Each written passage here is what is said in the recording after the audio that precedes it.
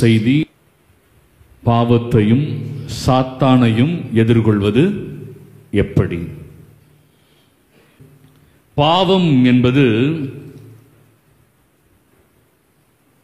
இந்த உலகம் நமக்கு கொடுக்கிறது. பாவம் என்பது இந்த உலகம் நமக்கு கொடுப்பது. சாத்தான் பாவத்தை செய்ய நம்மை தூண்டுகிறான். இந்த உலகத்தின் தெய்வமாக இருப்பது சாத்தான். 2 கொரிந்தியர் 4:4.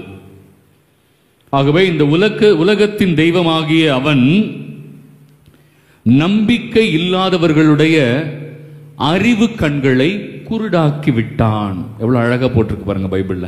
2 கொரிந்தியர் 4:4 என்ன போட்டிருக்கு? இந்த உலகத்தின் தெய்வமாகிய சாத்தான் நம்பிக்கை இல்லாதவர்களுடைய அறிவு கண்களை குருடாக்கி விட்டான். ஆகவே இவர்களால் மாட்சி பொருந்திய நற்செய்தியின் ஒளி, நற்செய்தினா யார்? இயேசு கிறிஸ்து தான் நற்செய்தி.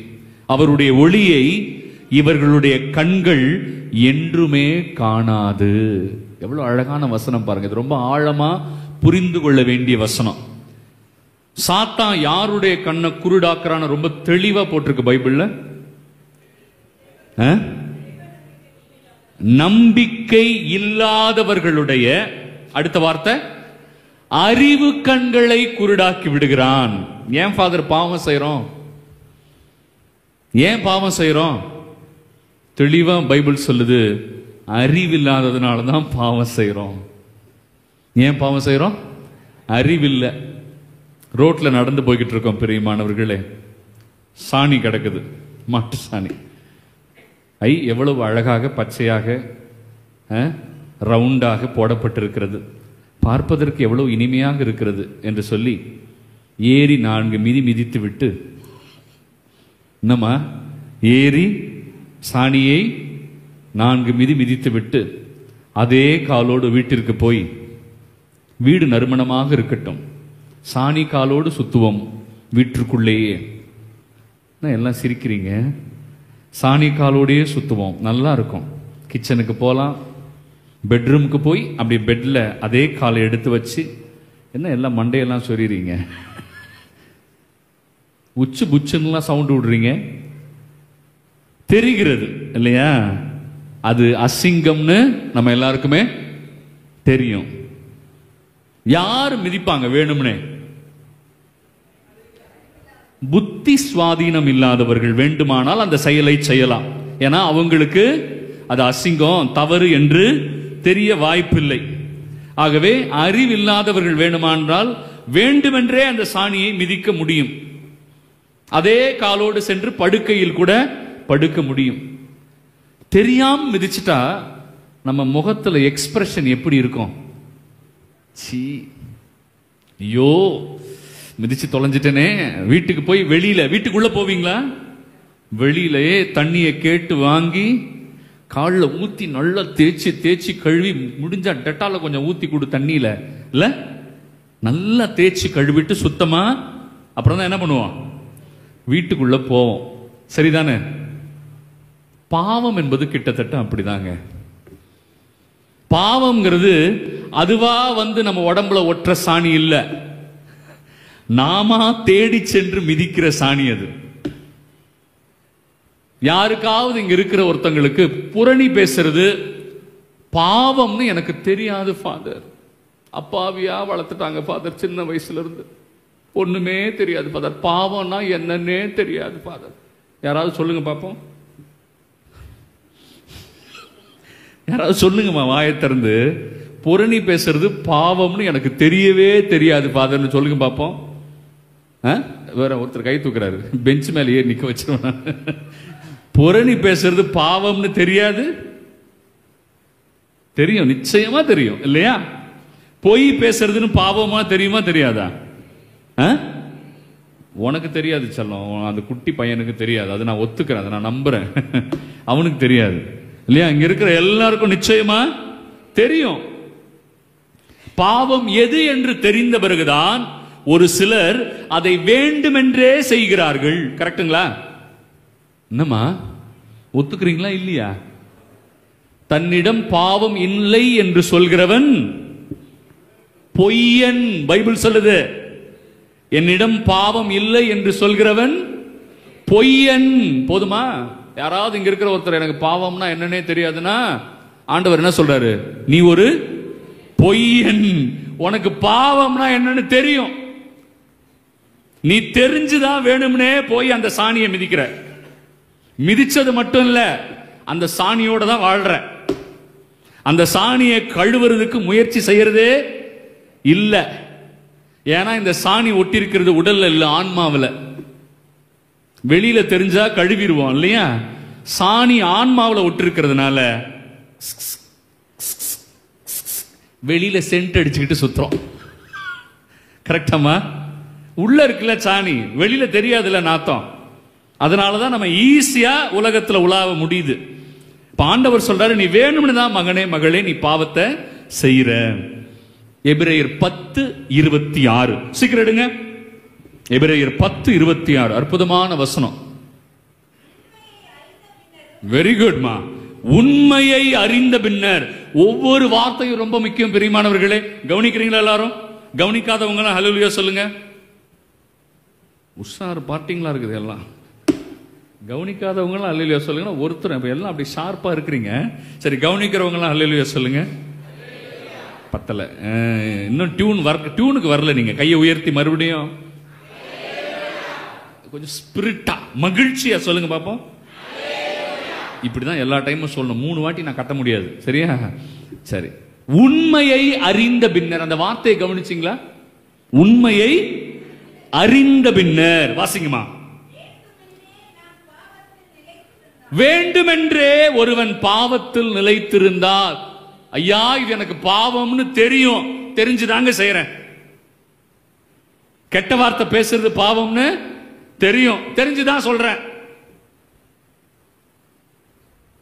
புரணி பேசுறது பாவம்னு தெரியும், தெரிஞ்சுதான் பேசுறேன். பேசலன்னா நைட்லாம் தூங்க முடியல, வாய் அரிப்பு எடுக்குது. அடுத்தவங்களை பத்தி பேசினாதான் வாய் நைட்டு அடங்கி தூங்குது. இல்லைன்னா சில பேருக்கு வாய் நைட்ல அடங்க மாட்டேங்குது இல்லையா? அதனால புரணி பேசினாதான் ஃபாதர் தூக்கம் வருது. வேணும்னே தெரிஞ்சுக்கிட்டே பாவம் செய்யறது. கரெக்டுங்களா? துரோகம் செய்வது, ஜபம் செய்யாமல் வாழ்கிற வாழ்க்கை, அடுத்தவர்களுக்கு தீங்கிழைக்கிற எண்ணங்கள் இல்லையா, பிரிவினை எண்ணங்கள், சண்டையிடுகிற குணம், ஆத்திரம், கோபம். கோபம் எவ்வளவு பெரிய பாவம் தெரியுமா? வாசிச்சு பாருங்க, யாக்கோபு 1:20 போட்டிருக்கு இல்லையா? கடவுளுடைய நற்செயல்கள் உங்கள் வாழ்க்கையில் நடக்காதபடி அதை தடுப்பது ஒருவருடைய சினம். எப்படி? கடவுளுடைய நல்ல காரியங்கள் ஒருத்தர் வாழ்க்கையில நடக்காமல் இருப்பதற்கு தடையாக இருப்பது என்ன? ஒருவருடைய சினம். உன் கோபம்தான் கடவுள் செய்யற நல்ல காரியம் உங்க வீட்டுக்கு வராம இருக்கிறதுக்கே காரணம். போதுமா? ஏன் ஃபாதர் வரல, என் வீட்டுக்கு நல்ல காரியம் வரல? நான் இவ்வளவு காலம் ஜெபிக்கிறேனே, இவ்வளவு காலம் நான் ஆண்டவர்கிட்ட போராடுறேனே, ஏன் ஃபாதர் நல்ல காரியம் வரல? உன் கோபம்தான் காரணம் மகனே மகளே. நான் சொல்லல, பைபிள்ல போட்டிருக்கு இல்லையா? வாசிச்சு பாருங்க அப்புறமா. சரி, ஒருவர் வேண்டுமென்றே தன் பாவத்தில் நிலைத்திருந்தால். அம்மா வாசிங்க. சும்மா பாவம் போக்கும், ஆண்டவர் மன்னிச்சிருவார், ஆண்டவர் மன்னிச்சிருவார். நீ என்ன பண்ணாலும் ஆண்டவர் மன்னிச்சிருவார். எப்போ? வேணும்னே நீ பண்ணிக்கிட்டு இருப்ப, ஆண்டவர் மன்னிச்சுக்கிட்டே இருப்பார். அப்படிதானே? ஆமாவா இல்லையாமா? நீ வேணும்னே செய்வ, ஆண்டவர் மன்னிப்பார். நீ உண்மையாகவே மனம் மாறி மனம் கசந்து உன் பாவத்திற்காக மனம் வருந்தி அழுதிருந்தா ஆண்டவர் மன்னிப்பாரு. ஆனா நீ என்ன பண்ற? வேண்டுமென்றே இந்த பாவத்தை செய்யற. தெரியாம விழுந்துட்டேன், ஆண்டவர் மன்னிச்சிருவாரு, ஆண்டவர் உன்னை தூக்கி விடுவாரு, ஆண்டவர் உனக்கு பலன் கொடுப்பாரு, கிருபையால உன்னை தாங்கிக் கொள்வார் இல்லையா? 2 கொரிந்தியர் 12:7-9 என் கிருபை உனக்கு போதும், நீ கவலைப்படாத மகனே மகளே, ஆண்டவர் சொல்வாரு. ஆனா வேணும்னே செய்யறாங்க தெரியுமா? அடுத்தவங்களை கெடுக்கணும்னு நினைக்கிறது இல்லையா? அடுத்தவங்களை பத்தி பார்த்து பொறாமப்படுறது, அடுத்தவங்க வளர்ச்சியை பார்த்து வயிறு எரியுறது, இதெல்லாம் வேணும்னே செய்யறது. இதுக்கெல்லாம் எங்கெங்க பாவ மன்னிப்பு இருக்கு? பைபிள்ல போட்டிருக்கமா? தொடர்ந்து வாசிங்க அந்த வசனத்தை. மாறாக அச்சத்தோடு நாம் எதிர்பார்த்திருக்கிற தீர்ப்பும் பகைவர்களை சுட்டெரிப்பதற்காக ஆண்டவர் வச்சிருக்கிற சீற்றம். ஆண்டவர் கோபத்தை வச்சிருக்கிறார். யாருக்காக வச்சிருக்கிறார் தெரியுமா? சாத்தானையும் அவனுடைய அலகைகளையும் சுட்டெரிப்பதற்காக வைத்திருக்கிற கோபத்தை நாம் தான் போய் வாலண்டரியா வாங்கிக்கிறோம் இல்லையா? ஆண்டவர் வச்சிருக்கிற சீற்றம் நமக்கானது கிடையாது.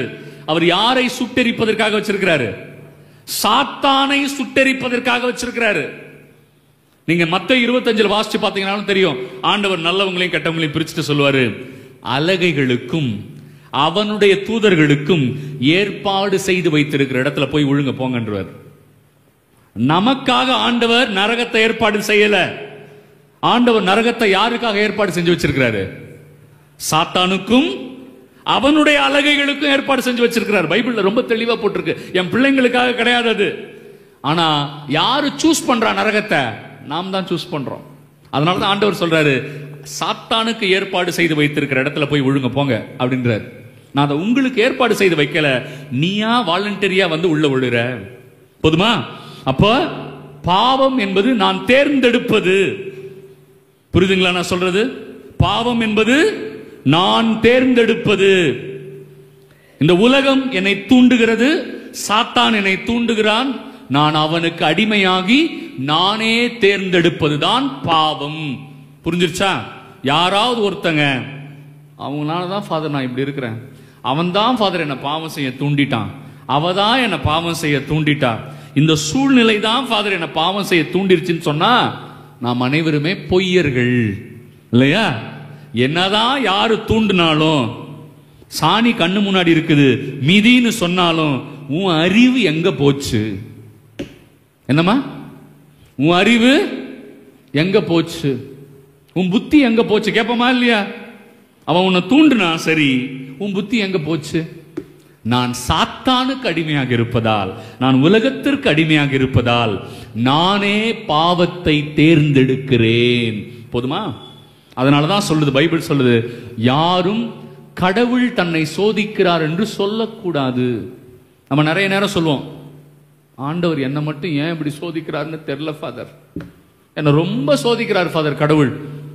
அப்படி சொல்லக்கூடாது. பைபிள் அப்படி போட்டிருக்கு தெரியுமா? யாக்கோபு 1:13 எடுங்க, சீக்கிரம் எடுங்க, டைம் இல்லை, எனக்கு நிறைய பார்க்கணும். யாக்கோபு 1:13, சோதனை வரும்போது இச்சோதனை கடவுளிடமிருந்து வருகிறது என்று யாரும் சொல்லக்கூடாது. கவனிச்சீங்களா அந்த வார்த்தைய? ஆண்டவர் என்னை சோதிக்கிறார் அப்படிங்கிற வார்த்தையை சொல்லக்கூடாது. கடவுள் தான் ஃபாதர் இந்த சோதனை எனக்கு கொடுக்கிறாரு சொல்லாத. யாரு சோதிக்கிறான்னு பைபிள்ல போட்டிருக்கு. அவரவருடைய சிற்றின்ப ஆசைகளே சோதனைகளுக்கு காரணம் போட்டிருக்கு பைபிள்ல. வாசிமா. ஏனெனில் கடவுள் தீமையை தூண்ட மாட்டாரு, கடவுள் எவரையும் சோதிப்பது கிடையாது. ஒவ்வொருவரும் தம் சொந்த தீய நாட்டங்களாலேயே சோதிக்கப்படுகிறார்கள். உனக்கு ஏன் சோதனை வருது? உனக்குள்ள இருக்கிற தீய நாட்டம் தான்.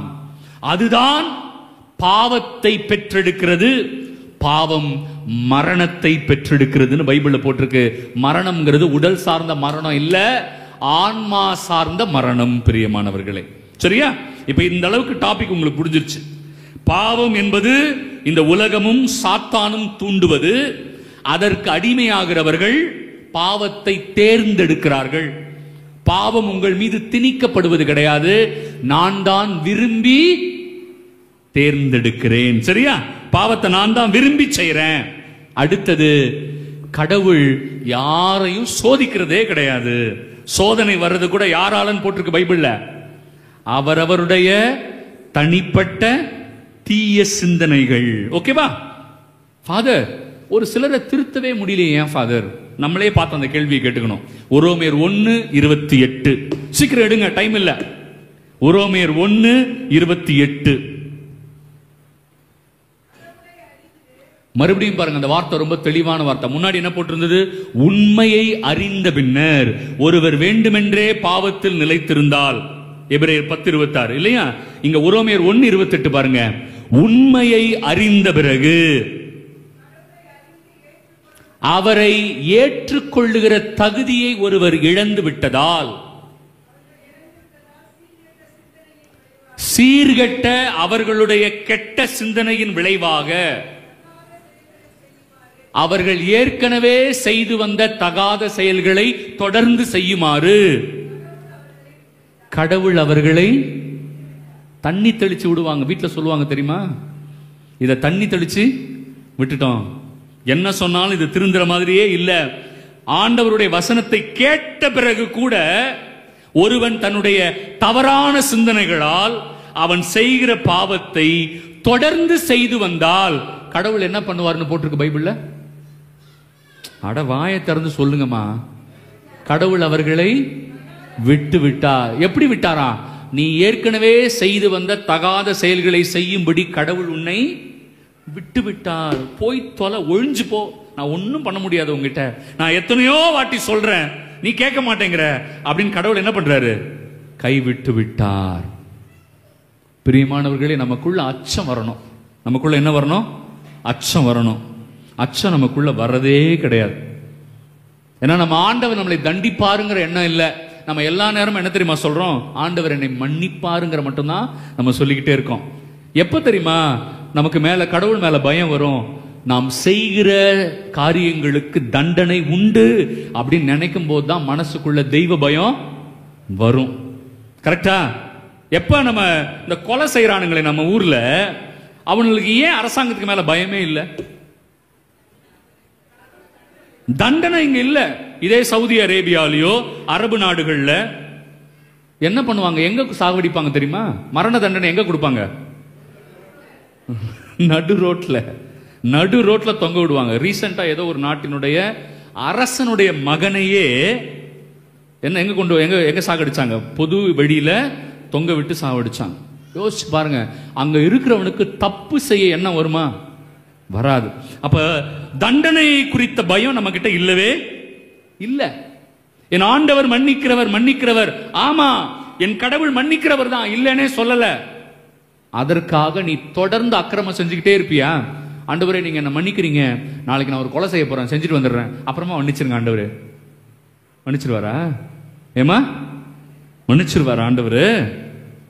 எசேக்கியேல் 33:11 ஆண்டவர் சொல்றாரு, என் பிள்ளைகள் பாவத்திலே அழிந்து போவது எனக்கு விருப்பம் இல்லை. என் பிள்ளைகள் பாவத்திலே அழிந்து போவது எனக்கு விருப்பம் இல்லை. அவர்கள் மனம் மாறி வாழ்வை பெற்றுக்கொண்ட வேண்டும் என்பதுதான் என் விருப்பம். கடவுள் சொல்றார். பிரியமானவர்களே, சரியா? அப்ப பாவத்தை பத்தி ஒரு தெளிவான புரிதல் நமக்கு வேணும். பாவம் செஞ்சுக்கிட்டே இருப்பேன், நான் எல்லா அக்கிரம வேலையும் பண்ணுவேன். கோயில் நீ வந்து ஸ்தோத்திரம் ஆண்டவரே, ஸ்தோத்திரம் ஆண்டவரே, ஸ்தோத்திரம் ஆண்டவரே, இல்லையா? இல்லையாப்பா? ஆனால் சர்ச்சை விட்டு வெளியே போன உடனே ஆத்திரம் ஆண்டவரே, ஆத்திரம் ஆண்டவர். எல்லாம் கோயிலுக்குள்ள மட்டும்தான் அந்த ஸ்தோத்திரம்லாம். சர்ச்சை விட்டு வெளில போனவன என்ன வந்துருது? ஆட்டோமேட்டிக்கா ஆத்திரம் வருது. அப்புறம் என்னத்துக்கு நீ ஸ்தோத்திரம் சொன்ன உள்ள உட்காந்துக்கிட்டு? நான் சொல்லுவேன் அல்லேலூயா அல்லேலூயா. வெளில போனவனா கொல்லேலூயா கொல்லேலூயா, கொன்னுடுவோம் அவனை, இல்லையா? சர்ச்சுக்குள்ள மட்டும்தான் அப்படியே உருகி ஜெபிக்கிறது. ஆண்டவரே, கர்த்தாவே, இயேசுவே. இந்த சீன்லாம் நல்லா தான் இருக்கு. வெளில போனதுக்கு அப்புறம், வீட்டுக்கு போனதுக்கு அப்புறம், அன்பியத்துல போனதுக்கு அப்புறம், அவ வீட்டுப்படியை நான் மிதிக்க மாட்டேன். நீ என்ன புண்ணாக்கு கிறிஸ்டியன்? நீ என்ன புண்ணாக்கு கிறிஸ்டியன்? நீ புரியுதா நான் சொல்றது? கிறிஸ்தவர்களே கிடையாது. நம்ம பெயரளவில் தான் நம்ம கிறிஸ்தவங்க. உள்ள வந்தோடனே நித்திய ஸ்துதிக்குரிய பரிசுத்த பரமதிவ்ய நற்கருணைக்கு. இப்ப நான் மாத்திட்டேன், அந்த பாட்டு மாறிடுச்சு. இப்போ நிக்கிறியே, உக்காரியே, உக்காந்துகிட்டும் தூங்கிக்கிட்டு இருக்கியே, இப்படியேதான் எப்பவும் இருப்பியா? நிக்கிறியே, உக்காரியே, உக்காந்துகிட்டும் தூங்கிக்கிட்டு இருக்கியே. மாறிடுச்சு நித்திய ஸ்துதிக்குரியர்லாம். சர்ச்சுக்குள்ள வந்ததுக்கு அப்புறம் தான் கொஞ்சம் ரெஸ்ட் எடுக்கிறது. கொஞ்ச நேரம் தூங்கிக்கிறேன் ஆண்டவரே. வாருங்கள், வந்து இளைப்பாறுதல் பெற்றுக்கொள்ளுங்கள் இயேசு சொல்லியிருக்கார் ஃபாதர்.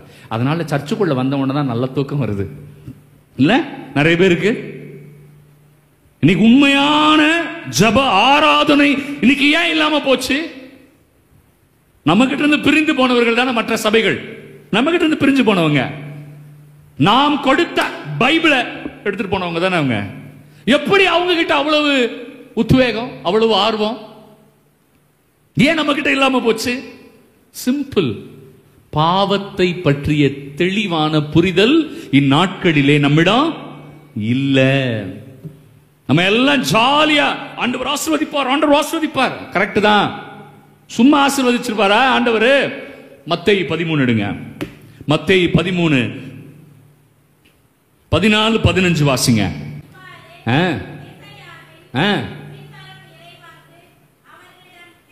இயேசுவே எசாயா புத்தகத்திலிருந்து கோட் பண்றார். இயேசுவே எசாயா புத்தகத்தை சொல்றார். வாசிமா.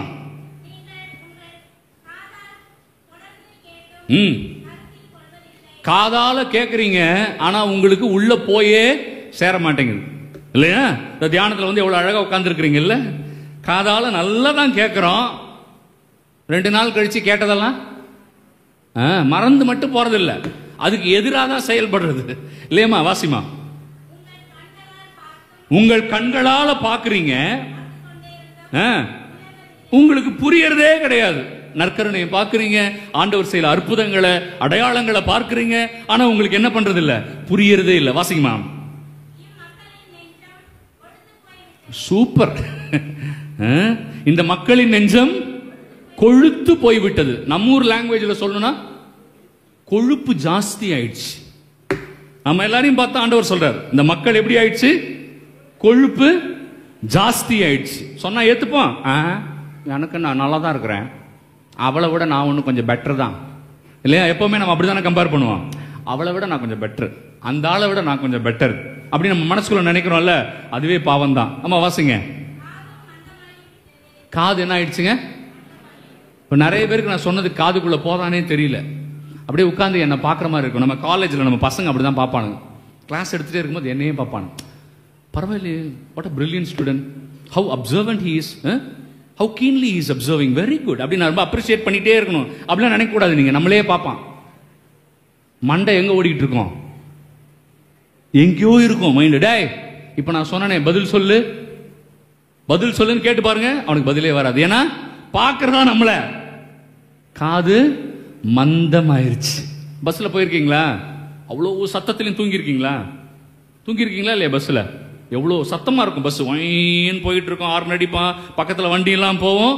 ஆனாலும் நம்ம என்ன பண்ணுவோம்? நிம்மதியா தூங்குவோம். ஏன்? வீட்லயே நம்ம திடீர்னு ஒரு விஷயத்தை யோசிச்சுட்டு இருப்போம் இல்லையா? நம்ம வீட்டில் நம்ம கணவரோ மனைவியோ நம்மளை கூப்பிடுவாங்க, என்னங்க என்னங்க, அவர் அங்கதான் இருப்பாரு, என்னடி அவ்வளோ நேரம் நம்ம கூப்பிட்டு இருப்போம், காதுலயே மண்டை எங்கேயோ இருக்கும். பார்த்துருக்கிறீங்களா? எக்ஸாக்ட்லி. சர்ச்சில் வந்து தான் உட்கார்ந்து இருக்கிற மாதிரி இருக்கும். எல்லா ஜீவனும் பாருங்க, அப்படி முகங்கள்லாம் பாருங்க எவ்வளோ அழகா இருக்கு, அப்படியே புன்னகையோட இங்கே தான் இருக்கிற மாதிரி இருக்கும். ஆனால் மைண்ட் எங்கே இருக்கும்? நாளைக்கு காலையில் எத்தனை மணிக்கு கறி வாங்குறதுன்னு தெரியலையே, சீக்கிரம் வாங்கிடணும், தியானம் வேற சொல்லிட்டாங்க, சாயங்காலம் பூசைக்கு நேராக வந்து ஜாயின் பண்ணிக்கலாம், எதுக்கு நம்ம நடுவில் வந்து டிஸ்டர்ப் பண்ணிக்கிட்டு இல்லையா? மைண்டு எங்க ஓடிக்கிட்டு இருக்கு? இங்க இருக்காது மைண்டு. ஆண்டவர் சொல்றாரு, இந்த மக்களுடைய காது மந்தமாகி விட்டது. காது மந்தமாயிருச்சு. என்ன சொன்னாலும் உள்ள போறது இல்லை. நம்ம பிள்ளைங்களை சொல்லுவோம், என்ன சொன்னாலும் கேட்க மாட்டேங்கிறான் ஃபாதர். நம்மளும் அப்படிதான் இருக்கிறோம். காதும் மந்தமாகி விட்டது.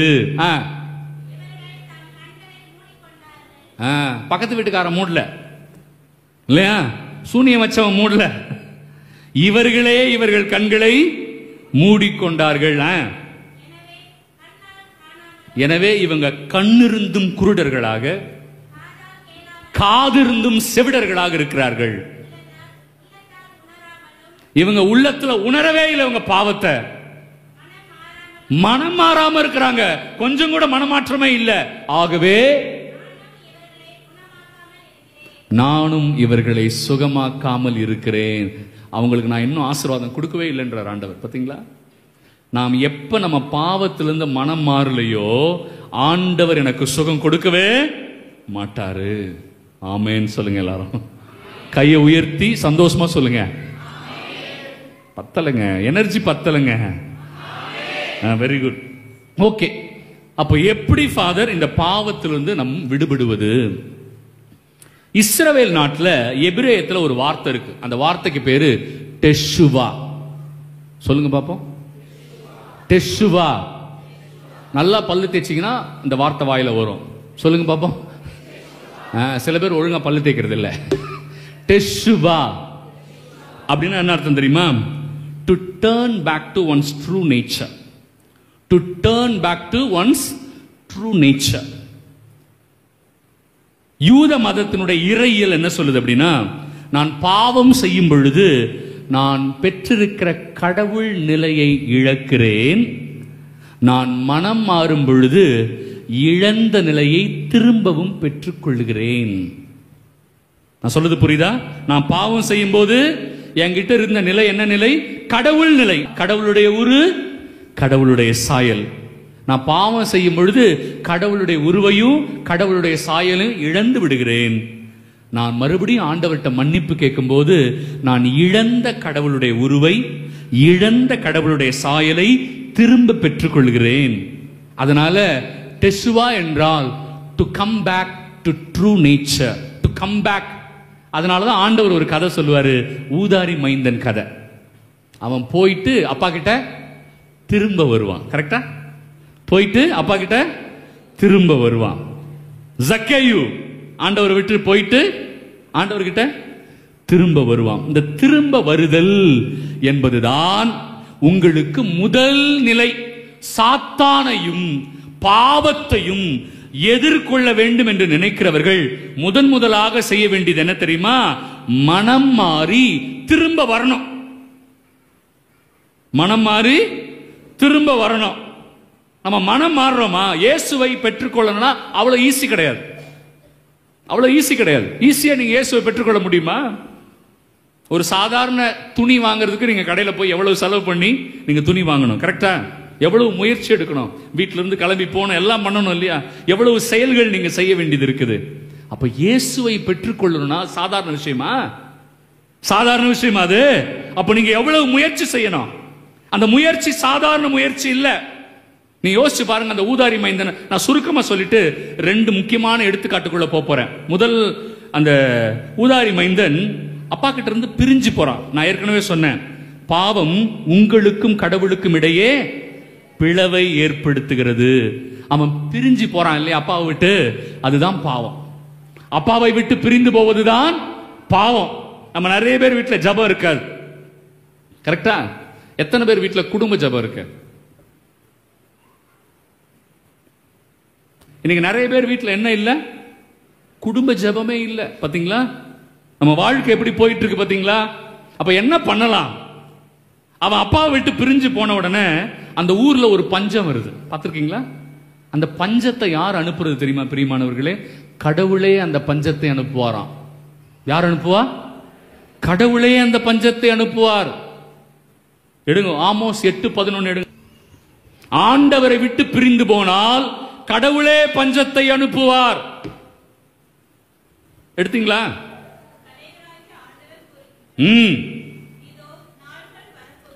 நாள்கள் வரப்போகின்றன, அப்பொழுது நான் நாட்டிற்குள் பஞ்சத்தை அனுப்புவேன். கவனிச்சிங்களா? ஆண்டவரே சொல்றாரு, நான் நாட்டுக்குள்ள என்ன அனுப்புவேன்?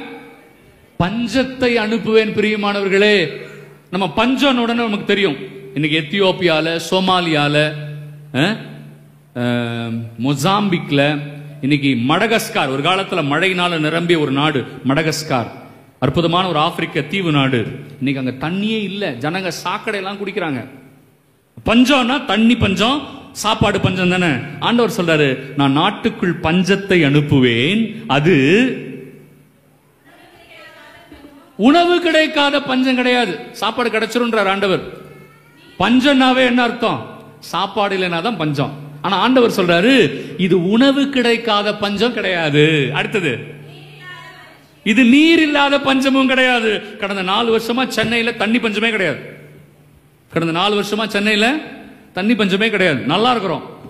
ஆண்டவர் சொல்றார், நீர் இல்லாத பஞ்சமும் கிடையாது, சாப்பாடு பஞ்சமும் கிடையாது, நீர் இல்லாத பஞ்சமும் கிடையாது. அப்ப ஆண்டவர் என்ன பஞ்சத்தை அனுப்புறார்? வாசிமா.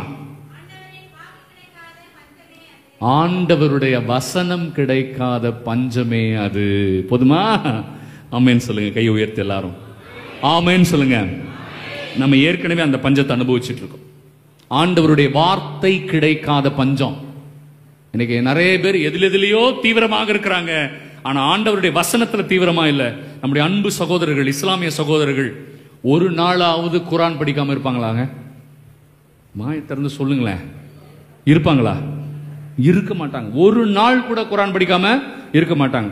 அவங்க இதுல யாராவது ஒரு அன்பு இஸ்லாமிய சகோதரர் ஒரு நாள், சகோதரியும் சேர்த்து சொல்லலாம், ஒரு நாள் 5 வேளை தொழாம இருப்பாங்களா? மாய திறந்து சொல்லுங்க. ஒரு நாள் இருப்பாங்களா? இருக்க மாட்டாங்க. ஏங்க? அவங்களுக்கு யாருங்க சொன்னா? அவங்களுக்கு எந்த பங்கு தந்தை போய் பின்னாடி குத்துனாரு? போங்க ஜெபம் பண்ணுங்க, ஜெபம் பண்ணுங்க, ஜெபம் பண்ணுங்க. யார் சொன்னாரு? அவங்க ட்ரெயின்ல வந்துட்டு இருப்பாங்க. பாத்துருக்கீங்களா நீங்க? ட்ரெயின்ல போயிட்டு இருப்பாங்க. நமாஸ் பண்ற நேரம் வந்த உடனே என்ன பண்ணுவாங்க? என்ன பண்ணுவாங்க? உங்களை போய் கேட்கறேன் பாருங்க. எங்கேயாவது போய் செவுத்து முட்டிக்கலாம். என்ன பண்ணுவாங்க? அவங்க முட்டி போட்டுருவாங்க. அதே இடத்துல. அது கூட்டமா இருக்கட்டும், அந்த ட்ரெயின் இல்லையா, அது பஸ்ஸா இருக்கட்டும், மெக்கா எந்த பக்கம் பார்ப்பாங்க, கர்ச்சீஃபை எடுப்பாங்க இல்லையா, செருப்பை கழட்டுவாங்க. ஆலயத்துக்குள்ள சில பேர் செருப்பு கழட்ட முடியல உங்களால இல்ல. அவங்க என்ன பண்ணுவாங்க? அது ட்ரெயின் பஸ் எங்கனாலும் செருப்பை கழட்டிட்டு முட்டி போட்டு. நீங்க பாக்குறீங்க, பார்க்கலன்னா வெக்கப்படுவாங்களா அவங்க? உங்களுக்கு எப்படி வெக்கம் வருது ஆண்டவர்கிட்ட ஜெபிக்கும் போது? திமிரு. நமக்கு வெக்கம் வருதுன்னா என்ன காரணம்? திமிரு, ஆணவம். ஆனா அவங்களுக்கு இல்ல. கடவுள் கீழே நம்ம எல்லாரும் ஒண்ணுங்க. அங்கேயே முட்டி போட்டு அங்கேயே ஜெபம் பண்ணுவாங்க. கரெக்டா? அந்த இடம் அசுத்தமா இருக்கு, அந்த இடம் அப்படி இருக்கு, அதெல்லாம் கவலை இல்லை அவங்களுக்கு. கடவுள் தான் முதல்ல. உண்மைதானே? உண்மைதானே? நமக்கு இருக்காது அந்த பயம். நமக்கு இருக்கா? ஆண்டவர் சொல்றாரு, நான் நாட்டுக்குள் பஞ்சத்தை அனுப்புவேன். அது இறை வார்த்தை கிடைக்காத பஞ்சம். நீ எங்க தேடினாலும் கிடைக்காது. அப்ப அந்த ஊதாரி மைந்தன் அங்க போறான். ஆண்டவர் அந்த நாட்டுக்குள்ள பஞ்சத்தை அனுப்புனேன்னு போட்டிருக்கிறதுல பைபிள்ல. என்ன பஞ்சம் அது? சாப்பாடு பஞ்சம் இல்ல. என்ன பஞ்சம்? ஆண்டவருடைய வசனம் கிடைக்காத பஞ்சம். ஹல்லேலூயா சொல்லுங்க. உடனே அவன் என்ன பண்றான் தெரியுமா? அந்த நாட்டில் இருப்பவனுடைய ஒரு முதலாளி கிட்ட அண்டி பிழைக்க செல்கிறான். அந்த வார்த்தையை கவனிச்சிங்களா? அண்டி பிழைக்க போறான். இந்த பக்கம் இருக்கிற நாடு அப்பாவோடைய நாடு, அவன் வேற ஒரு நாட்டில் இருக்கிறான்னு போட்டிருக்கு பைபிள்ல. அப்படின்னா யாருடைய நாடு அது? சாத்தானுடைய நாடு. இந்த பக்கம் அப்பா ஆண்டவர்னா, அந்த பக்கம் யாரு? சாத்தான். இறை வார்த்தை இல்லாத பொழுது சாத்தான் கிட்ட தான் நம்ம அண்டி பிழைப்போம். பிரியமானவர்களே, இறை வார்த்தையை வாசிக்கவில்லை என்றால், இறை வார்த்தையை ஜெபிக்கவில்லை என்றால் நம்ம யார் அண்டி பிழைப்போம்? சாத்தானதான் அண்டி பிழைப்போம். அவன் என்ன உங்களுக்கு பேங்க் மேனேஜர் வேலையா கொடுப்பான்? அவன் என்ன தெரியுமா அனுப்புனா? அவனை எங்கம்மா அனுப்புனா? சாத்தான் உங்களை எங்க அனுப்புவான்? வாயை திறந்து சொல். ஏதாவது ஒரு இது எடுத்து கொடுங்க, என் கையில பெரம்பு கிரம்பு. சாத்தான் எங்க அனுப்புவான்? உங்களை பண்ணி மேய்க்க தான் அனுப்புவான். பேங்க் மேனேஜர் வேலை கொடுக்க மாட்டான் இல்லையா? உயர்வான வேலை நமக்கு கொடுக்க மாட்டான். பைபிள் எவ்வளவு அழகா போட்டிருக்கு பாருங்க. நீங்கள் சாத்தானிடம் அண்டி பிழைக்க சென்றால் அவன் உங்களை பன்றி மேய்க்கத்தான் அனுப்புவான். உரைக்கணும்ல, உள்ள உரைக்குது. That's all. நோ வரைச்சிஃபையிங், நோ சூடு, நோ சொரணை இல்லையா? சாத்தான் நம்மளை பண்ணி மேய்க்க அனுப்புறான். நமக்கு என்ன வரவே மாட்டேங்குது? சொரணை வரவே மாட்டேங்குது. ஆமா, ஏன்னா நமக்கு இந்த பணம் தான் பெருசு, பதவி தான் பெருசு, இந்த உலகம் தான் பெருசு, இந்த உலகம் சொல்லி கொடுக்கிற தவறான போதனைகள் பெருசு. நம்ம வாழ்றோம். அதனால எங்க போறோம்? பண்ணி மேய்க்க போறோம். பன்றிகள் தின்பது கூட அவனுக்கு கிடைக்கவில்லை. கவனிச்சிங்களா அந்த வார்த்தைய? எது கிடைக்கல? நீங்க அப்பா விட்டு போனா சாத்தான் கிட்ட தான் அண்டி பிழைக்கணும். சாத்தான் உங்களை பண்ணி மேய்க்க அனுப்புவான். பன்னிங்களுக்கு கிடைக்கிற சோறு கூட உனக்கு கிடைக்காது. அதனாலதான் இன்னைக்கு நிறைய பேர் போராடிக்கிட்டே இருக்கும் வெளியில. வேலை தான் முக்கியம் அவங்களுக்கு, ஆண்டவர் முக்கியம் இல்ல. இங்க இருக்கிற நிறைய பிள்ளைகள் படிப்பு தான் முக்கியம். வாரத்துக்கு ஒரு நாள் கேட்டகிசம் கேத்தலிக் சர்ச்சில். இஸ்லாமிய சகோதர சகோதரிகள் வீட்டில் டெய்லி கேட்டகிசம். கேமரா மட்டும் இல்லைன்னா நான் இன்னொன்னு சொல்லியிருப்பேன்.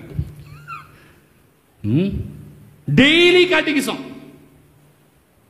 இப்ப கேளுங்க அவங்க கிட்ட, காலையில பிள்ளைங்க முதல்ல அவங்க படிக்க வேண்டியது குர்ஆனை தான். எங்க பிள்ளை 12th படிக்குது father, that's why she is not coming for the catechism.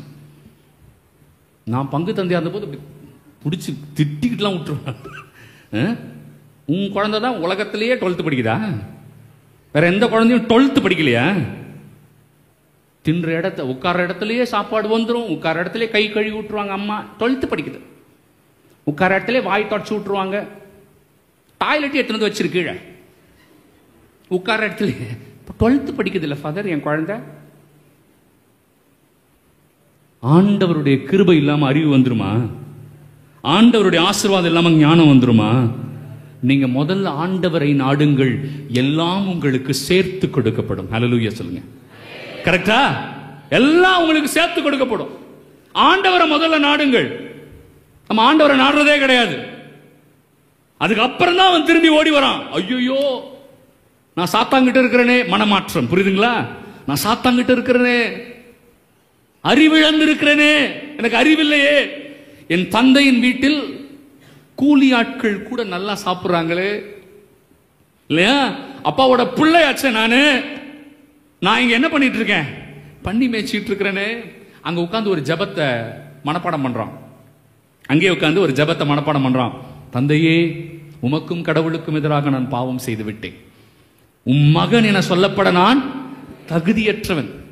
உம் வேலையாட்களுள் ஒருவனாக என்னை ஏற்றுக்கொள்ளும்னு ஒரு ஜெபத்தை அவனே மனப்பாடம் பண்ணி ரிஹர்சல் எல்லாம் பண்ணிக்கிட்டு ஓடி வரான். யோசிச்சு பாருங்க, என்ன அற்புதமான ஒரு சீன் பாருங்களேன். அவங்க வந்துட்டு இருக்கிறான். பைபிள் அழகா சொல்லுது, அப்பா அவனை நோக்கி ஓடினார். ஹல்லேலூயா சொல்லுங்க. அப்படின்னா அப்பா ரெடியா இருக்காரு, எப்ப என் பிள்ளை என்கிட்ட திரும்ப வரும்னு காத்துக்கிட்டு இருக்கிறாரு. நாம் தான் செல்வது கிடையாது, நான் தான் போறது கிடையாது. கிறிஸ்மஸ்னா என்னங்க? அப்பா என்கிட்ட ஓடி வர ரெடியா இருக்காரு, அது கிறிஸ்மஸ். நான் அவர்கிட்ட போறதுக்கு ரெடியா இல்ல. அப்ப எப்படி அது கிறிஸ்மஸ் ஆகும்? ஆண்டவர் என்கிட்ட வந்தாதான் அதுக்கு பேரு கிறிஸ்மஸ் இல்லையா? 12 மணி வரைக்கும் வெயிட் பண்ணிப்பார். இயேசு பறக்க போறாரு, இயேசு பறக்க போறாரு. அப்படியே யூத் எல்லாம் ரெடியா இருப்பானுங்க. என்னத்துக்கு? மணி அடிக்கிறதுக்கு, சாம்பிராணி போடுறதுக்கு. நம்ம ஃபாதர் இந்த மாதிரி டெக்கரேஷன்லாம் பண்ணி வச்சிருப்பாரு அழகா.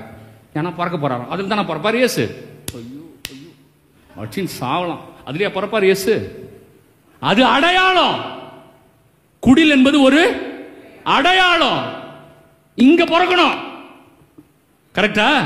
இல்லத்துல பிறக்கணும், உள்ளத்தில் பிறக்கணும், இல்லத்துல பிறக்கணும். அதான் கிறிஸ்மஸ். பின்னாடி உட்கார்ந்து புகை போடுறது இல்லையா? ஏன்னா மாதமா கரெக்டா 12 மணிக்கு தான் குழந்தைய பெத்தாங்க. The delivery time is 12 o'clock. The delivery time is 12 o'clock. கரெக்டா? டாக்டர் சர்டிபிகேட் எழுதி கொடுத்துட்டார். born Jesus Christ. delivery time 12 o'clock. birth certificate. எவன் கண்டுபிடிச்சான்னு தெரியல. ஒரே ஆட்டம், உடனே மணி அடிக்கிறது, அல்லேலூயா அல்லேலூயான்னு கத்துறது. அப்பதான் ஏன்னா இயேசு பிறந்துட்டாராம். இயேசு எப்ப பிறந்தாரு? 12 மணிக்கு பிறந்தாரா? எப்ப இறைவார்த்தை உன் உள்ளத்திற்குள்ளும், எப்ப இறைவார்த்தை உன் இல்லத்திற்குள் வருகிறதோ அன்னைக்குதான் கிறிஸ்துமஸ். அது வரைக்கும் உனக்கு சாத்தான் மஸ் தான். அது வரைக்கும் நீங்க கொண்டாடுறதுக்கு பேர் என்ன? சாத்தான் மஸ் தான். கேக்கு தின்னுட்டு, பலகாரத்தை தின்னுட்டு வீட்டில் அன்னைக்கு தூங்கிட்டு அதுக்கு பேர் கிறிஸ்துமஸ். ஒரு ட்ரெஸ் இல்லை, வாலிப பிள்ளைகளாம் 2 எடுத்துக்கும். Morning night mask 1, morning mask 1 father. 2 dresses. I've taken 2 dresses. மூஞ்சிங்களா பாரு, மூஞ்சிங்களா. ட்ரெஸ் போட்டா கிறிஸ்மஸா? ட்ரெஸ் போட்டா கிறிஸ்மஸ் ஆமா? அது எப்படி கிறிஸ்மஸ் ஆகும்? இன்னைக்கு கூட தான் ட்ரெஸ் வாங்கி நீ போடலாம், கரெக்டா? புத்தாடை கிறிஸ்மஸ் கிடையாது. திரும்பி நீ ஏசுகிட்ட வர பார்த்தீங்களா, அதான் கிறிஸ்மஸ். அதான் கிறிஸ்மஸ். அந்த கிறிஸ்மஸை கொண்டாடுறதுக்கு சும்மா சும்மா வேலை இல்லை அவருக்கு. அவருக்கு ஒரு வேலை இல்லாம தியானத்துக்கு என்ன கூப்பிட்டுருக்காரு. எனக்கு காலேஜ்ல வேற வேலை இல்லாம நான் ஓடி வரேன். வீட்டில் பேசிக்கிறாங்க, இவங்களுக்கு தாண்டி வேற வேலை இல்லை, நமக்குமா வேலை இல்லை, நம்ம வேலையெல்லாம் முடிச்சா வரும் இல்ல? வேலை இல்லாம தானே இதெல்லாம் நடத்திக்கிட்டு இருக்கோம், தியானம் எல்லாம் இல்லையே. ஓடி வரான். எப்படி ஓடி வந்து அப்பா அப்படியே கட்டி பிடிச்சு முத்தம் கொடுக்கிறார். யோசிச்சு பாருங்க. நல்ல அப்பா அவர். கெட்ட அப்பா இருந்தா சொல்லிருப்பாரு, மகனே குளிக்கலையா, நாறுகிறாயே, நான் வாங்கி கொடுத்த சட்டை எங்கடா காணோம், கிழிஞ்சு போயிருக்குச்சு, பக்கத்துல வராத, குளிச்சதுக்கு அப்புறம் வா. அப்பா அதெல்லாம் சொல்லவே இல்லை. நீ நாடுறியா, நீ கெட்டு போயிருக்கிறியா, உன் ட்ரெஸ் கிழிஞ்சிருக்கா, அதெல்லாம் அப்பா பார்க்கல. நீ வந்துட்ட. அப்பா என்ன பார்த்தாரு? நீ என்கிட்ட திரும்ப வந்துட்ட, அவ்வளவுதான் அப்பா பார்த்தாரு. கட்டி பிடிச்சு முத்தம் கொடுக்கிறார். பைபிள்ல போட்டிருக்க முத்தம் என்பது சமாதானம். கடவுள் தன்னிடம் திரும்பி வருகிற பிள்ளைகளுக்கு முதல்ல என்ன கொடுக்கிறாருங்க? சமாதானம். ஹல்லேலூயா சொல்லுங்க. இல்லையா? சமாதானம் முதல்ல. ரெண்டாவது என்ன கொடுத்தாரு? Dress. பெஸ்ட் Dress சொல்றாரு அவங்களுடைய வேலையாட்கள் கிட்ட. உயர்தரமான ஆடை. பைபிள் சொல்லுது, திருவெளிப்பாடு 7:14, அதுக்கப்புறம் எசாயா 61:10, இந்த 2 வசனங்களும் சொல்கிறது, ஆடை என்பது பரிசுத்த ஆவியையும் விடுதலையும் குறிக்கிறது. ஆடைனா என்ன அர்த்தம்? பரிசுத்த ஆவியை, விடுதலை. தன்னிடம் திரும்பி வருகிற பிள்ளைகளுக்கு ஆண்டவர் முதல்ல விடுதலையை கொடுக்கிறார். எதுல இருந்து விடுதலை? கண்ணீரிலிருந்து, சோதனையிலிருந்து, சாத்தானிடமிருந்து, பாவத்திலிருந்து, சாபத்திலிருந்து, இல்லையா, கவலையிலிருந்து, போராட்டத்திலிருந்து, எல்லாத்திலிருந்து விடுதலை மகனே உனக்கு இலவசமா கொடுக்க காத்துக்கிட்டு இருக்கிறாரு. நாம் இந்த உலகத்தை நோக்கி ஓடிக்கொண்டிருக்கிறோம் பிரியமானவர்கள். விடுதலை பரிசுத்த ஆவி கொடுத்ததுக்கு அப்புறம் கணையாழி, இல்லையா? கணையாழி. தொடக்க நூல் 41:42. கணையாழி என்பது அதிகாரம். என்ன அதிகாரம்? நான் ஏற்கனவே சொன்னேன் இல்லையா? பிள்ளைக்குரிய அதிகாரத்தை ஆண்டவர் திரும்ப கொடுக்கிறார். டெஷுவா மறக்க கூடாது. இழந்த பிள்ளைக்குரிய நிலையை ஆண்டவர் திரும்பவும் கொடுக்கிறாரு. இதெல்லாம் கொடுத்ததுக்கு அப்புறம் சொல்றாரு, என் பிள்ளைக்கு காலுக்கு செருப்பு போடுங்கப்பா. ஏன்னா செருப்பு இல்லைன்னா அவன் அடிமைன்னு அர்த்தம். செருப்பு இல்லைன்னா யாரு? அடிமை. அவன் இது வரைக்கும் யாருக்கு அடிமையா இருந்தான்? சாத்தானுக்கு அடிமையா இருந்தான். இனிமே என் பிள்ளை அடிமை கிடையாது. இனிமே என் பிள்ளை அடிமை கிடையாது. செருப்பு என்பது எபேசியர் 6:15 போட்டிருக்கு, ஆண்டவருடைய வார்த்தையை அறிவிப்பதற்கான தகுதி. ஆண்டவருடைய வார்த்தையை அறிவிப்பதற்கான தகுதி ஆண்டவர் அப்பதான் கொடுக்கிறார். இன்னைக்கு அக்குள்ள பைபிள் சொல்லணும்லாம் பாஸ்டர் ஆயிட்டான். அக்குள்ள பைபிள் சொல்லணும்னா போதும் பாஸ்டர். இல்லையா? பரிசுத்த ஆவியை பெற்றுக்கொள்ளணும், ஆண்டவருக்குரிய வாழ்ந்த வாழ்க்கையை வாழணும். அப்புறம் தான் ஆண்டவர் அந்த தகுதியை கொடுக்கிறாரு. கடைசியா விருந்து, இறை வார்த்தை என்னும் விருந்து. ஹல்லேலூயா, ஹல்லேலூயா. அப்ப ஃபாதர் இதை பெற்றுக்கொள்ளணும். நான் முதல்ல சமாதானத்தை, பரிசுத்த ஆவியை, விடுதலையை, இல்லையா, பிள்ளைக்குரிய அதிகாரத்தை, நற்செய்தியை அறிவிப்பதற்கான தகுதியை, கடைசியாக இறை வார்த்தையை நான் பெற்றுக்கொள்ள வேண்டும் என்றால் என்ன செஞ்சா நான் சாத்தானை எதிர்க்க முடியும் ஃபாதர்? நான் 2 எடுத்துக்காட்டு கொடுக்க போறேன். 2 எளிமையான எடுத்துக்காட்டு. ஒன்னு எரிக்கோ மதில் என்னும் எடுத்துக்காட்டு, இன்னொன்னு கோலியாத் என்னும் எடுத்துக்காட்டு. ரொம்ப அற்புதமா இருக்கும். எரிக்கோ மதில் ரொம்ப இன்ட்ரெஸ்டிங்கா இருக்கும் இல்லையா? எப்படி எரிக்கோ மதில் இருந்துச்சுன்னு யாராவது சொல்லியிருக்காங்களா முன்னாடி உங்களுக்கு? இல்ல. எரிக்கோ மதில் எப்படி இருந்துச்சு யாராவது கொடுத்திருக்காங்க? பிசிக்கல் டிஸ்கிரிப்ஷன் ஆஃப் ஜெரிகோ வால் எப்படி இருந்துச்சாம்? காம்பவுண்ட் வால் இல்லையா? எரிக்கோ வால்ங்கிறது அந்த நகரை சுற்றி கட்டி இருக்கிற காம்பவுண்ட் வால், மதில். எப்படி இருந்துச்சு யாருக்காவது தெரியுமா?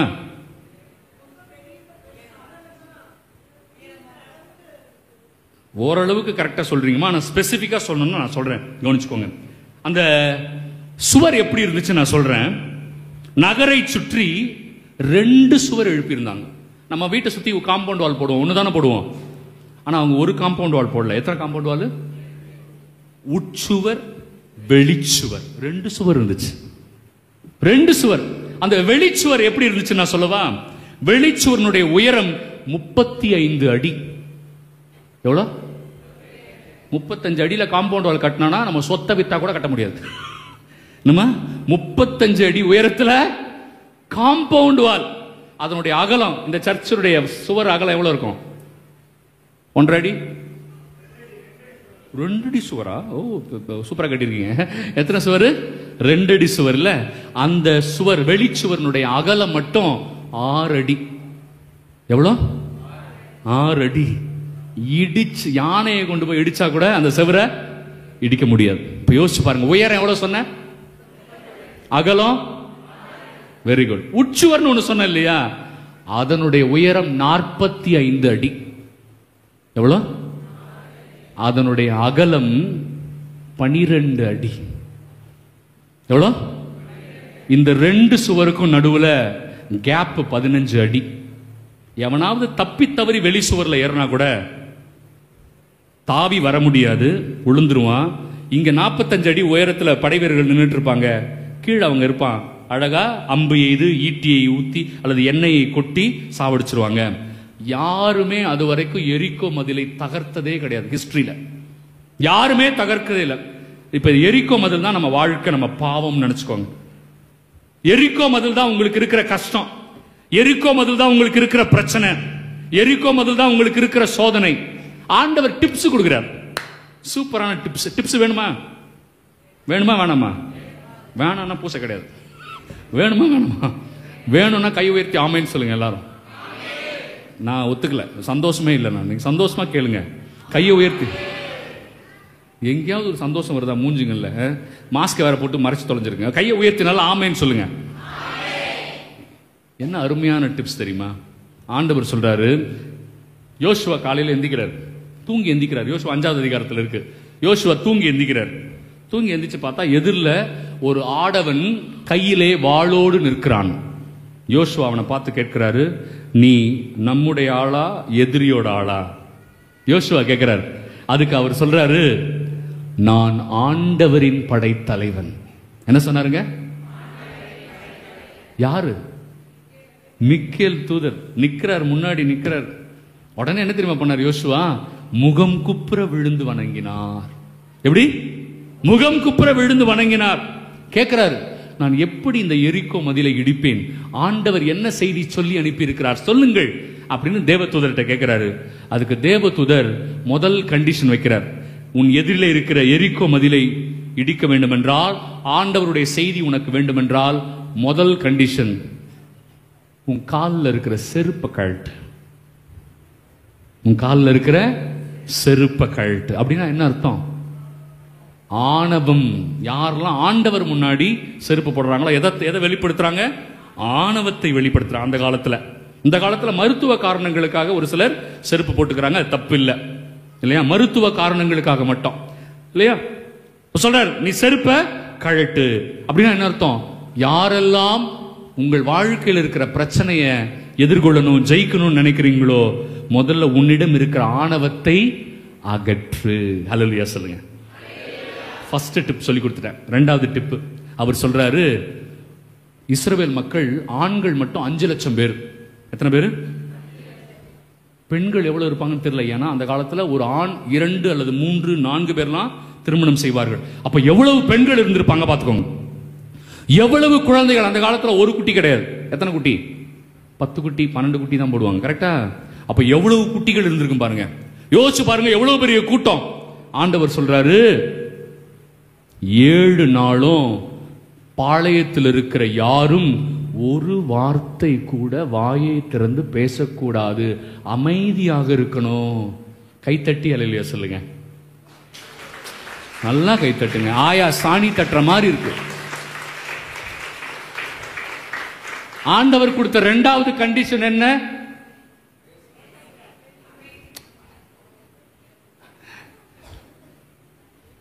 புரியுது இல்ல? இது என்னம்மா பண்ணோம்? நான் சொல்ல முடியல என்னால. வாய மூடிக்கிட்டு. ஏன் ஆண்டவர் வாயை மூட சொன்னார் தெரியுமா? ஒவ்வொரு நாளும் ஒரு முறை அந்த மதில் சுவரை சுத்தி வரணும். கையில எக்காலம் வச்சிருப்பாங்க, ஊதக்கூடாது. 7 குருக்கள் கையில என்ன வச்சிருப்பாங்க? எக்காலம் வச்சிருப்பாங்க, ஆனா ஊதக்கூடாது. படை வீரர்கள் நடந்து போகணும், எல்லாரும் நடந்து போவாங்க. ஆண்கள் பெண்கள் பாளையத்தில் இருக்கிற எல்லாரும் என்ன பண்ணிட்டு இருக்கணும்? ஆட சொல்லுங்கம்மா, வாய மூடிட்டே இருக்கணும். யாரும் ஒரு வார்த்தை கூட. ஏன் தெரியுமா? அந்த மதில் சுவர் மேல படை வீரர்கள் நிற்பாங்க. இவங்க சுத்தி நடந்துகிட்டு இருக்கும் போது அவர்களை எள்ளி நகையாடுவார்கள். டேய், எங்களை யாரும் அது வரைக்கும் அடிச்சதே இல்லடா அப்படின்னு இஸ்ரவேல் மக்களை பார்த்து அவங்க என்ன பண்ணுவாங்க? எள்ளி நகையாடுவார்கள். கிண்டல் மட்டும் பண்ணிருப்பாங்களா? அசிங்கமா திட்டிருப்பாங்களா? அசிங்கமான வார்த்தைகளிலே அந்த மக்களை திட்டிருப்பாங்க. ஆண்டவர் என்ன பதில் சொல்லியிருக்காரு? ஒரு வார்த்தை கூட திரும்ப பிரியமானவர்களே, இதெல்லாம் tips, secret of success. Sachin Tendulkar சொன்னாரு, பூஸ்ட் கிடையாது நம்ம வாழ்க்கையில. சீக்ரெட் ஆஃப் சக்சஸ் பூஸ்ட் கிடையாது. வாயை மூடிக்கொண்டிருப்பது தான் சீக்ரெட் ஆஃப் சக்சஸ். நம்மளால அது மட்டும்தான் ஃபாதர் மூட முடியாது. நானும் போராடி பார்க்கிறேன், இதை மட்டும்தான் ஃபாதர் மூட முடியல. யாராவது மூஞ்சப்பாருன்னா உன் மூஞ்சப்பாரு, உங்க ஆயா மூஞ்சப்பாரு, உன் குடும்பத்தில் இருக்கிறவன் மூஞ்சப்பாரு அப்படின்னு திட்டிடுறான் ஃபாதர். என்னால இந்த வாயை கட்டுப்படுத்தவே முடியல ஃபாதர். அங்க மேல இருக்கிறவன் திட்டுறான், அசிங்கமா பேசுறான், காரி துப்பி இருப்பாங்க, எல்லா விதமான அசிங்கமான செயல்களையும் செய்திருப்பார்கள். இவங்க என்ன பண்ணோம்? பிரியமானவர்களே, இதைத்தான் ஆண்டவர் கேட்கிறார்.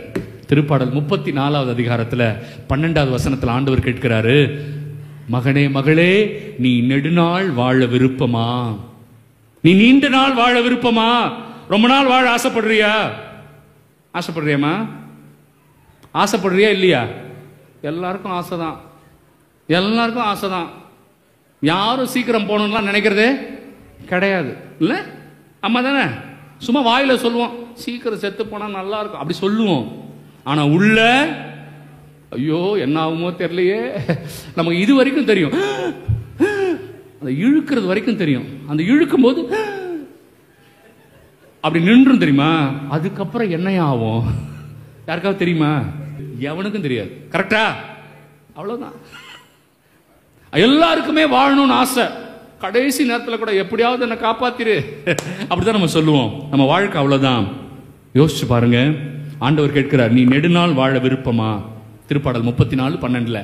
அப்புறம் கேட்கிறார், இந்த உலகத்தின் ஐஸ்வர்யங்கள் ஆசீர்வாதங்கள்லாம் உனக்கு வேணுமா? போங்க ஆண்டவரே, ரேஷன் கடையில் 2000 ரூபாய் கொடுத்தாலே முண்டி அடிச்சுட்டு காலையிலேருந்து சாயங்காலம் வரைக்கும் உட்கார்ந்துருப்பேன் நான். உலகத்தின் ஆசீர்வாதங்கள்லாம் வேணுமான்னு கேட்குறீங்களே, நியாயமா ஆண்டவர்? கரெக்டாமா? அப்போ ஆண்டவர் சொல்றாரு, உன் வாயை பூட்டு போட்டு பூட்டி வை. நீ வாயை மூடினாவே உனக்கு நெடுநாள் வாழ்க்கை கொடுப்பேன், உலகத்தின் ஆசீர்வாதங்களையும் நான் உனக்கு கொடுப்பேன். அல்லேலூயா சொல்லுங்க பாப்போம். நான் டிப்ஸ் சொல்லிக்கிட்டு இருக்கிறேன். முதல் டிப்ஸ் ஆணவத்தை அகற்றணும். இரண்டாவது டிப்ஸ், உங்களை யார் எள்ளி நகையாடினாலும், யார் உங்கள் வசைப்பாடினாலும், யார் உங்களை அசிங்கமாக அவமானப்படுத்தினாலும் நீங்க என்ன பண்ணக்கூடாது? அவ்வளவுதான். Very good. இது செய்ய முடியாதுன்னு தெரியும், ஆனாலும் சொல்றேன். நிறைய பேர் செய்ய மாட்டீங்க, மண்டே ஆட்டுவீங்க, வெளில போன உடனே சண்டை வந்துடும். மூணாவது டிப்ஸ் இல்லையா, ஆண்டவர் சொல்றாரு, என் வார்த்தையை கேட்டு நீ நம்பிக்கை வை. என்ன வார்த்தை தெரியுமா ஆண்டவர் சொன்னாரு? 7வது நாள் எல்லாரும் கத்தணும். 7வது நாள் எல்லாரும் கத்தணும். ஆண்டவரே, 2 சுவர் ஆண்டவரே, வெளிச்சுவர் உயரம், சத்தமா, அகலம், உட்சுவர் உயரம், அகலம், 2க்கும் இடையில இருக்கிற கேப்பு. கத்துனா எப்படி ஆண்டவரே இது விழும்? நம்மெல்லாம் ரொம்ப அறிவாளிங்க, கரெக்டா? நம்மெல்லாம் பெரிய அறிவாளிங்க. நம்ம ஆண்டவர்கிட்ட கேட்போம் இல்லையா? ஆண்டவர் சொல்றாரு ஒரு வசனத்துல, அற்புதமான ஒரு வசனம், 2 கொரிந்தியர் 10:4-5. 2 கொரிந்தியர் 10:4-5. கடவுளுடைய வல்லமை மனிதர் நினைப்பது போல கிடையாது. கடவுளுடைய வல்லமை மனிதர் நினைப்பது போல கிடையாது. கடவுள் பயன்படுத்துகிற கருவி உலகம் பயன்படுத்துகிற கருவி போல கிடையாது. ஆண்டவர் என்ன சொன்னாரு? கத்த சொன்னாரு, நீ நம்பிக்கை வை. ஆண்டவருடைய வசனத்தின் மீது நம்பிக்கை வை. 3 டிப்ஸ் தான் நான் கொடுத்திருக்கிறேன். ஆணவத்தை அகற்று. இந்த உலகத்திற்கெல்லாம் பதில் சொல்லிக்கிட்டு இருக்காத. யாரும் உன்னை அசிங்கப்படுத்தினாலும் அவமானப்படுத்தினாலும் வாய மூடிக்கிட்டு அவங்கள திருப்ப நீ பேசாத, திரும்ப பதில் சொல்லாத.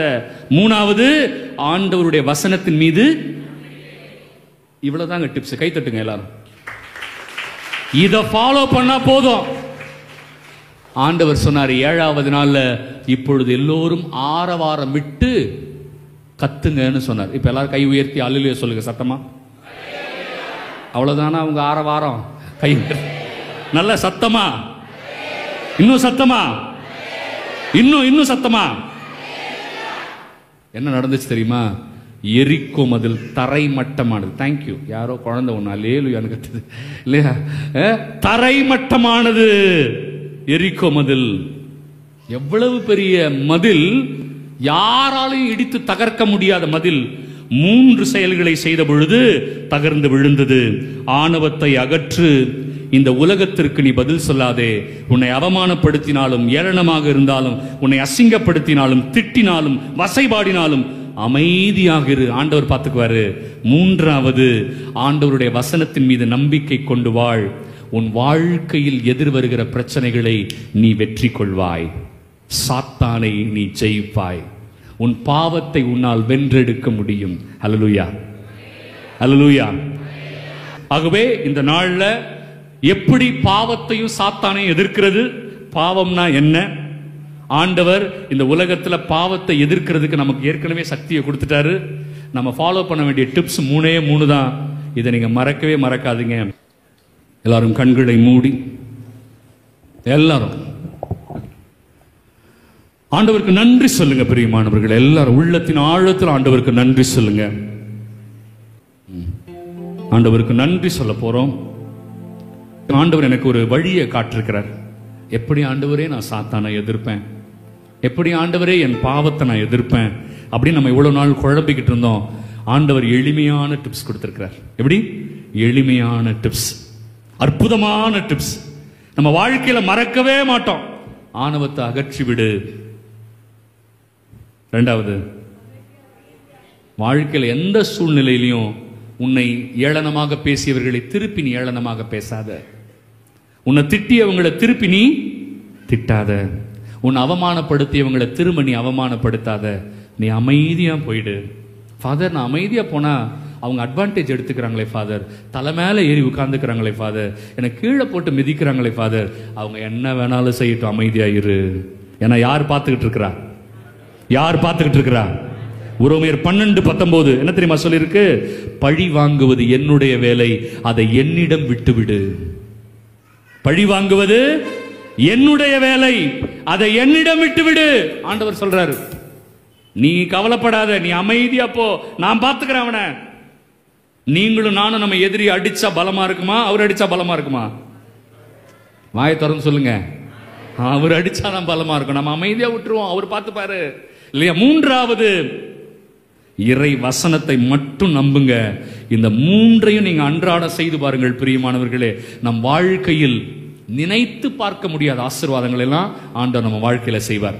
எபேசியர் 3:20 சொல்கிறது, நீங்கள் வேண்டுவதற்கும் நீங்கள் கற்பனை செய்து பார்ப்பதையும் விட மிகவும் மேலான காரியங்களை ஆண்டவர் செய்வார். கைத்தட்டி ஆமென் சொல்லுங்க. கைத்தட்ட கை வலிக்கணுங்க, கை வலிக்கணும். உங்களுக்கு தெரியுமா, நம்ம கையில தான் எல்லா லைஃப் பாயிண்ட்ஸ் இருக்கு. உயிர் நாடிகள் எல்லாம் எங்க இருக்கு? உள்ளங்கையிலையும் உள்ள பாதத்துல தான் இருக்கு இல்லையா? இப்படி நீங்க நல்லா கை தட்டினீங்கன்னா ரத்தம் அப்படியே எல்லாம் உடம்புக்குள்ளாம் போய் உங்க ஃபேஸ் எப்படி இருக்கும் தெரியுமா? 10 நிமிஷம் நீங்க கை தட்டினாவே 2 ஃபேஷியல் பண்ண மாதிரி இருக்கும். 10 நிமிஷம் நல்லா கை தட்டிங்கன்னா எப்படி இருக்கும்? 2. உங்க வீட்டுக்கார் வீட்டுல கேட்பாரு, ஏண்டி சர்ச்சுக்கு போறேன்னு சொல்லிட்டு பியூட்டி பார்லரா போயிட்டு வர அப்படி கேட்பாரு. ஏன்னா அந்த அளவுக்கு ஃபேஸ் எப்படி மாறிடும்? பிரைட்டா மாறிடும். இல்லைன்னா ஆண்டவர் ஆராதிக்கிறதுக்காக கை தட்டுங்க. திருப்பாடல் 47:1 ஆண்டவரை கை கொட்டி பாடுங்கள்னு போட்டிருக்கு. ஒன்று ஆண்டவருக்காக கை தட்டுங்க, இல்லை ஃபேஷியலுக்காக கை தட்டுங்க. யாருக்காக கை தட்டுவீங்க? அற்புதமான வசனம் பாருங்களேன். நீங்க கேட்கறத விட, நீங்க கற்பனை செஞ்சு பார்க்க முடியாத விஷயத்தை விட மேலான காரியங்கள்னு கூட சொல்ல பைபிள். மிகவும் மேலான காரியங்களை ஆண்டவர் செய்வார். அந்த எரிக்கோ மதில் அப்படி விழுன்னு யாராவது நினைச்சு பார்த்திருப்பாங்களா? ஆண்டவருடைய வழிகள் வேற பிரியமானவர்களே. மனிதர்களுடைய வழி ஆண்டவருடைய வழி கிடையாது. மனிதர்களுடைய சிந்தனை ஆண்டவருடைய சிந்தனை கிடையாது. நம்ம உலகத்தின் சிந்தனையில ஆண்டவரை பார்க்க கூடாது. ஒரு இளைஞன், ஒரு வாலிபன் என்கிட்ட கேட்டான், ஃபாதர், ஆண்டவர் அனுபவத்தை பெற்ற பிறகுதான் ஃபாதர் நான் சர்ச்சுக்கே வருவேன், கடவுள் என்கிட்ட பேசினாதான் ஃபாதர் நான் சர்ச்சுக்கே வருவேன் அப்படின்னா. அப்ப நான் சொன்னேன், தம்பி, நான் ஒரே ஒரு எக்ஸாம்பிள் மட்டும் சொல்லிட்டு போயிடுறேன். நீங்க சொல்றது எப்படி இருக்கு அப்படின்னா, ஃபாதர், நான் நீச்சல் கத்துக்கிட்டதுக்கு அப்புறம் தான் தண்ணிக்குள்ள இறங்குவேன். நான் நீச்சல் கத்துக்கிட்டதுக்கு அப்புறம் தான். அட லூசே, நீச்சல் கத்துக்கணும்னா தண்ணிக்குள்ள இறங்கணும் இல்ல? நம்ம எப்படி, நம்ம இப்ப இருக்கிறவங்களா எப்படி இருக்கு? நான் கடவுள் அனுபவம் பெற்ற பிறகுதான் நான் ஆண்டவருக்குள்ள வருவேன். இல்ல இல்ல, நீ ஆண்டவருக்குள்ள வந்ததுக்கு அப்புறம் தான் உனக்கு என்ன கிடைக்கும்? கடவுள் அனுபவம் கிடைக்கும் இல்லையா? எளிமையை அதை ஞாபகம் வச்சுக்கோங்க. வாழ்க்கையில் அதிசயங்களை பார்க்க. கண்களை மூடி கரங்களை உயர்த்தி எல்லாரும், கண்களை மூடி கரங்களை உயர்த்துங்க எல்லாரும். கண்களை மூடுவது நல்லது. for better attention, better focus. ஆண்டவருக்கு நன்றி சொல்லுவோமா? மனசார நன்றி சொல்லுவோமா? வாயை திறந்து சொல்லுங்க பாப்பா எல்லாரும். நன்றி நன்றின்னு சொல்லுங்க. ஜபிக்க தெரியாதவங்க கூட சொல்லலாம், இயேசுவே நன்றின்னு சொல்லலாம். சத்தமா சொல்லுங்க வாயை திறந்து. நிறைய பேர் இன்னும் வாயை திறக்கவே இல்லை. இயேசுவே நன்றி. சாத்தான் அப்படிதான் வாயை மூடி வச்சிருப்பான். வாயை திறக்க முடியலன்னா சாத்தான் உள்ள உட்கார்ந்து இருக்கிறான்னு அர்த்தம். அவன் இயேசுவுக்கு நன்றி சொல்ல விட மாட்டான் அவங்கள. இயேசுவே நன்றின்னு சொல்லுங்க. இயேசுவே நன்றி, தகப்பனே நன்றி. சொந்த வார்த்தைகள் எல்லாம் சொல்லி நன்றி சொல்லுங்க. என்னை காத்து வருகிற கடவுளே நன்றி, என்னை பராமரிக்கிறவரே நன்றி. வாயை திறந்து சொல்லுங்க பிரியமானவர்களே. நிறைய பேர் வாய் இன்னும் திறக்கவே இல்லை, இன்னும் வாய் மூடி இருக்கு. இன்னும் ஆண்டவர் உங்களுக்குள்ள செயலாற்ற சாத்தான் விடவே இல்லை. நான் சொன்ன பார்த்தீங்களா, சாத்தானுக்கு அடிமையாகி இருக்கிறவர்களால வாயை திறந்து ஜபிக்க முடியாது. சாத்தானுக்கு அடிமையாக இருக்கிறவங்களால ஆண்டவரை துதிக்க முடியாது. சாத்தானுக்கு அடிமையாக இருக்கிறவங்களால ஆண்டவரை போற்ற முடியாது. வாயை திறந்து சொல்லுங்க. ஏன்னா 10 தொழுநோயாளிகள்ல ஒரே ஒருத்தன் தான் சுகம் பெற்றான். அவன் தான் இயேசு கிறிஸ்துவுக்கு உரத்த குரலில் நன்றி சொன்னான்னு பைபிள்ல போட்டிருக்கு. அப்ப ஆண்டவர் இயேசு அவனை கேட்கிறாரு, எங்க மத்த 9 பேர் ஆண்டவருக்கு நன்றி செலுத்த இந்த பிற இனத்தவனை தவிர வேறு யாரும் காணோமே, நன்றி கட்டவர்களாக இருக்கிறீங்களே. ஆண்டவர் இயேசு சொல்லியிருக்காரு, பிரியமானவர்களே நன்றி கட்டவங்களா இருக்கக்கூடாது. ஆண்டவர் சொல்ல நன்மைகளை எல்லாம் சொல்லி சொல்லி நன்றி சொல்லுங்க. இன்னைக்கு ஆண்டவர் என்கிட்ட பேசி இருக்கிறார், அந்த வார்த்தைக்காக நன்றி சொல்லுங்க பிரியமானவர்களே. ஆண்டவர் எனக்கு டிப்ஸ் கொடுத்திருக்கிறார், அற்புதமான வழிகளை சொல்லி கொடுத்திருக்கிறார். மகனே மகளே, உன் வாழ்க்கையில் இருக்கிற எரிக்கோ போன்ற பிரச்சனைகள், எரிக்கோ மதில் போன்ற சோதனைகள், கஷ்டங்கள், துன்பங்கள், பாவங்கள், சாத்தானுடைய அந்தகார சக்திகள் எல்லாவற்றையும் உன்னால் எதிர்க்க முடியும். ஆணவத்தை அகற்று, அமைதி காத்துரு, இறை வசனத்தின் மீது நம்பிக்கை கொள். உன்னால் எரிக்கோ மதிலை இடித்து தகர்க்க முடியும். உன் வாழ்க்கையில் இருக்கிற வேதனைகள், உன் வாழ்க்கையில் இருக்கிற கஷ்டங்கள், போராட்டங்கள் எல்லாம் மறைந்து ஒழியும். நன்றி சொல்லுங்க, இயேசுவுக்கு நன்றி சொல்லுங்க. எத்தனை அதிசயங்களை ஆண்டவர் செய்திருக்கிறார், எத்தனை நன்மைகளை ஆண்டவர் செய்திருக்கிறார், எத்தனை அற்புதங்களை செய்திருக்கிறார். எல்லாத்தையும் நம்ம வாங்கிக்கிட்டோமே, நன்றி சொன்னோமா? ஆண்டவரே நன்றின்னு சொன்னோமா? அப்பா நன்றி தகப்பனேன்னு சொன்னோமா? எவ்வளவு நன்றி கெட்டவங்களா இருக்கிறோம்.